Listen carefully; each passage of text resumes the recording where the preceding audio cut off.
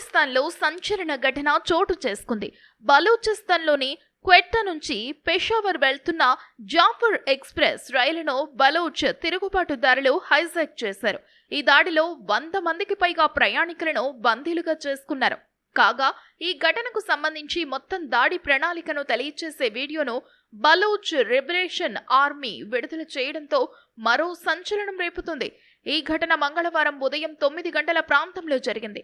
Jafar express Quetta నుంచి బయలుదేరి మధ్యాహ్నం 1:30 సమయంలో సిబ్బీకి చేరుకోవాల్సి ఉండగా మార్గమధ్యంలో బోలాన్లోని మష్పాక్ టన్నెల్ వద్ద దాడి జరిగింది.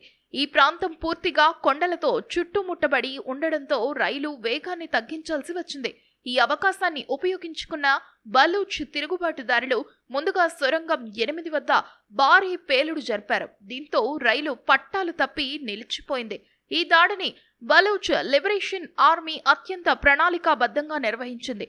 మష్పాక్ టన్నెల్ వద్ద వారంతా ముందుగా ఏర్పాటు చేసుకుని రైలు ఆగిన వెంటనే ప్రయాణికులను బందీలుగా తీసుకున్నారు.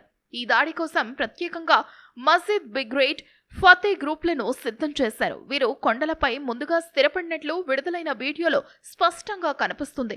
తుపాకులతో ప్రయాణికులను అదుపులో ఉంచుతూ రైలును పూర్తిగా తమ ఆధీనంలోకి తీసుకున్నారు. ఈ ఘటనపై సమాచారం అందుకున్న పాకిస్తాన్ సైన్యం వెంటనే ఆపరేషన్ ప్రారంభించింది. ఇప్పటి వరకు 150 మందిని రక్షించగలిగినప్పటికీ 100 మందికి పైగా ప్రయాణికులు ఇంకా బలూచ్ తిరుగుబాటుదారుల చెరలోనే ఉన్నారు. అయితే ఈ ప్రాంతం పూర్తిగా కొండలతో చుట్టుముట్టబడి ఉండడంతో మొబైల్ నెట్వర్క్ లేకపోవడం వల్ల రెస్క్యూ ఆపరేషన్ కష్టతరమవుతుంది. హైజాక్ చేయబడిన రైలు ప్రస్తుతం బోలాన్ పాస్ వద్ద నిలిచి ఉంది. ఈ ప్రాంతం పూర్తిగా సొరంగాలు కొండలతో చుట్టుముట్టబడి ఉంది. మొబైల్ నెట్వర్క్ సౌకర్యం లేకపోవడంతో కమ్యూనికేషన్ లోపాలు ఏర్పడుతున్నాయి. పాకిస్తాన్ సైన్యం ఈ ఘటనను అదుపులోకి తీసుకునేందుకు భారీ స్థాయిలో చర్యలు తీసుకుంది. ఈ హైజాక్ ఘటన పాకిస్తాన్లో భద్రతా లోపాలపై ప్రశ్నలు తలెత్తేలా చేసింది.